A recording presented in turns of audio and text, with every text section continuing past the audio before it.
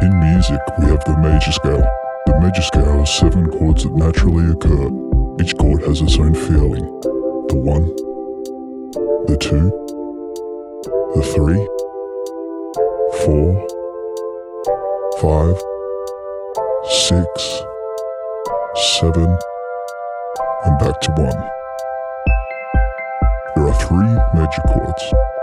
The 1, the 4, and the 5. The 1 chord always feels like home. The 5 chord wants to go home. 1, 5. See? Back to 1. There are 3 minor chords. The 6, the 3, and the 2. These sound sad.